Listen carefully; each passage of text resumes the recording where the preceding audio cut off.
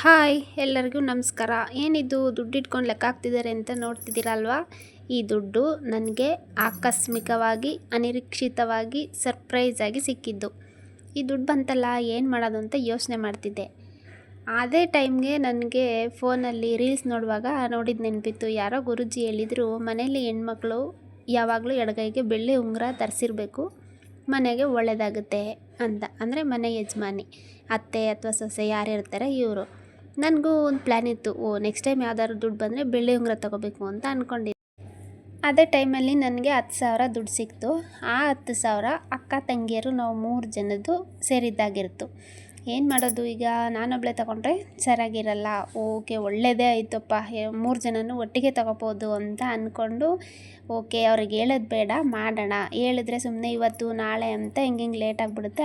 ಒಳ್ಳೆ ಕೆಲಸ ಮಾಡುವಾಗ ಅಂದ್ಕೊಂಡ ತಕ್ಷಣ ಮಾಡಿಬಿಡ್ಬೇಕು. ನಾಳೆ ನಾಡ್ದು ಮುಂದೂಡೋದು ಬೇಡ ಅಂತ ನಾನು ಅಕ್ಕಂಗೆ ಫೋನ್ ಮಾಡಿ, ಅಕ್ಕ ಏನೋ ತೊಗೋಬೇಕು, ನನ್ನ ಜೊತೆಲಿ ಬಾ, ಯಾಕೆ ಏನು ಅಂತ ಕೇಳಬೇಡ ಅಂತ ಫಸ್ಟೇ ಹೇಳ್ಬಿಟ್ಟೆ. ಆಮೇಲೆ ಅಕ್ಕನ ಕರ್ಕೊಂಡು ನಾನು ಒಡವೆ ಅಂಗಡಿಗೆ ಹೋದೆ. ಅಲ್ಲಿ ಹೋಗಿ ಅಕ್ಕನಿಗೆ ಹೇಳಿದೆ, ಅಕ್ಕ ನಿನಗೆ ಒಂದು ಬೆಳ್ಳಿ ಉಂಗುರ ಕೊಡಿಸ್ತೀನಿ, ನಿನಗೆ ಯಾವ್ದು ಇಷ್ಟ ಅದನ್ನು ನೀನು ತಗೋ ಅಂತ ಹೇಳಿದೆ. ಮೊದಲೇ ಹೇಳಿದ್ನಲ್ವ, ಯಾಕೆ ಏನು ಕೇಳಬೇಡ ಅಂತ. ಅದಕ್ಕೆ ಅಕ್ಕ ತೊಗೊಂಡ್ರು. ಅಕ್ಕನ ಕೈಗೆ ಫಸ್ಟ್ ಟೈಮ್ ಚೆನ್ನಾಗಿರೋದು ಸಿಕ್ಬಿಡ್ತು. ಅದು ಆಮೇಲೆ ಸಿಕ್ತು. ಅವರ ರಾಶಿಗೆ ಬೇಕಾಗಿರೋ ಹರಳು ಅದು ಸಹ ಸೇರಿ ಚೆನ್ನಾಗಿರೋದು ಸಿಕ್ಬಿಡ್ತು. ಇನ್ನೂ 2 ಬೇಕು ಅಂತ ಎಷ್ಟೆಲ್ಲ ಹುಡುಕಿದ್ರು ಇನ್ನಿಬ್ರಿಗೂ ಉಂಗುರ ಸೆಟ್ ಆಗಲಿಲ್ಲ. ಆವಾಗ ನಾವೇನು ಮಾಡಿದ್ವಿ, ಅದೊಂದು ಉಂಗುರನ ಅಲ್ಲಿ ತೊಗೊಂಡು ಇನ್ನು ಬೇರೆ ಅಂಗಡೀಲಿ ನೋಡೋಣ ಅಂತ ಅಂದ್ಬಿಟ್ಟು ಇನ್ನೊಂದು ಅಂಗಡಿಗೆ ಹೋದ್ವಿ. ಇನ್ನೊಂದು ಅಂಗಡಿಗೆ ಹೋಗಿ ಅಲ್ಲಿ ಇಬ್ರಿಗೆ ತೊಗೊಂಡ್ವಿ. ಮತ್ತು ದುಡ್ಡು ಉಳಿತು 10,000ದಲ್ಲಿ. ಏನು ಮಾಡೋದು, ಮನೇಲಿ ಇನ್ನೂ 4 ಜನ ಮಹಾಲಕ್ಷ್ಮಿಯರಿದ್ದಾರೆ, ನಮ್ಮ ಮಕ್ಕಳು, ಹೆಣ್ಮಕ್ಳು. ಮತ್ತು ಜೊತೆಗೆ ಸೊಸೆ ಒಬ್ಬಳು ಅಲ್ಲೇ ಇದ್ಲು. 5 ಜನ, ಇನ್ನೂ 5 ಬೇಕಲ್ಲ, ಏನು ಮಾಡೋದು ಅಂತ ಹೇಳ್ಬಿಟ್ಟು 5 ಜನಕ್ಕೂ ಉಂಗುರನ ಸೆಲೆಕ್ಟ್ ಮಾಡಿದ್ವಿ.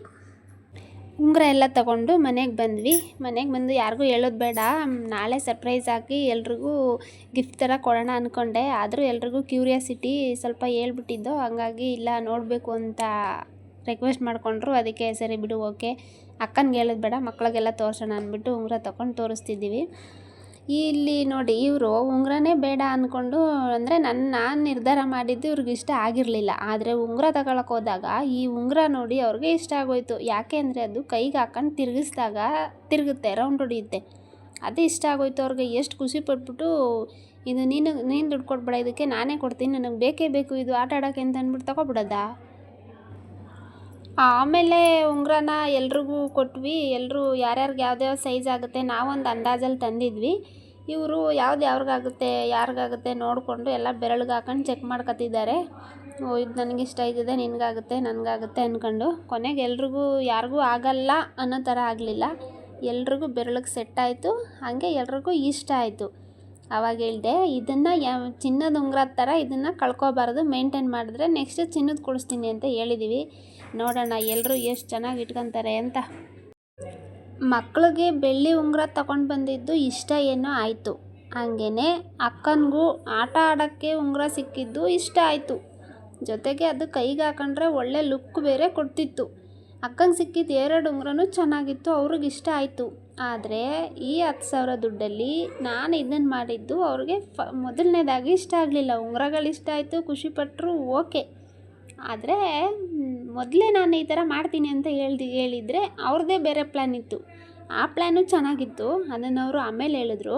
ಅವ್ರ ಪ್ಲ್ಯಾನ್ ಹೇಳಿದಾಗ ನನಗೆ ಬೇಜಾರಾಯಿತು. ಹೌದು, ನಾನು ಮಾಡಿದ ತಪ್ಪು. ಅಕ್ಕ ಹೇಳ್ತಿರೋದೇ ಸರಿ ಇದೆ. ಇನ್ನು ಮುಂದೆ ಏನಾದರೂ ಮಾಡೋಕ್ಕೆ ಮುಂಚೆ ಯಾರಿಗಾದ್ರೂ ಒಂದು ಮಾತು ಹೇಳಿ ಅವರ ಒಪಿನಿಯನ್ ತಿಳ್ಕೊಬೇಕು ಅಂತ ಅಂದ್ಕೊಂಡೆ. ನಾನು ಉಂಗುರ ತಂದಿದ್ದು ಗುರುವಾರ. ಶುಕ್ರವಾರ ಬೆಳಿಗ್ಗೆ ಎಲ್ಲರೂ ಅರಿಶಿನ ಕುಂಕುಮದ ಜೊತೆಗೆ ಬೆಳ್ಳಿ ಉಂಗುರ ಕೊಡೋಣ ಅಂತ ಅಂದ್ಕೊಂಡಿದ್ದೆ. ಆದರೆ ಅಕ್ಕನ ಪ್ಲ್ಯಾನ್ ಕೇಳಿದ ಮೇಲೆ ನಾನು ಮಾಡಿದ ತಪ್ಪು ಅಂತ ಅನ್ನಿಸ್ತು, ಬೇಜಾರಾಯಿತು. ಏನು ಮಾಡೋಕ್ಕಾಗುತ್ತೆ. ಆದರೂ ನನ್ನ ಮನಸ್ಸಿಂದ ಅದು ಹೋಗಲಿಲ್ಲ. ಇನ್ನೇನು ಮಾಡೋಕ್ಕಾಗುತ್ತೆ ಅಂತ ಅಂದ್ಬಿಟ್ಟು ನಾನು ಅಂದ್ಕೊಂಡಿದ್ದ ಪ್ಲ್ಯಾನ್ ಕ್ಯಾನ್ಸಲ್ ಆಯಿತು. ಸರಿ ಅಂತ ಹಂಗಂಗೆ ಬೆರಳಿಗೆ ಉಂಗುರ ಹಾಕ್ಕೊಂಡು ಸೆಲ್ಫಿ ತೊಗೊಂಡು ಪೋಸ್ ಎಲ್ಲ ಕೊಟ್ಕೊಂಡ್ವಿ. ಅಷ್ಟೇ, ಈ ಉಂಗುರದ ಕತೆ ಈ ಥರ ಮುಗೀತು. 10,000 ದುಡ್ಡು ಎಲ್ಲಿಂದ ಬಂತು ಅಂತ ಕೇಳ್ತಿದ್ದೀರಾ? ಅದನ್ನು ನಾನು ಇಲ್ಲಿ ಹೇಳಲ್ಲ. ಯಾರಿಗಾದ್ರೂ ತಿಳ್ಕೊಳ್ಳೇಬೇಕು ಅಂತ ಇದ್ದರೆ ಕಾಮೆಂಟಲ್ಲಿ ಹೇಳ್ತೀನಿ, ಓಕೆನಾ? ಹೆಂಗಿದೆ ಉಂಗುರಗಳು, ನಿಮಗೂ ಇಷ್ಟ ಆಯಿತಾ?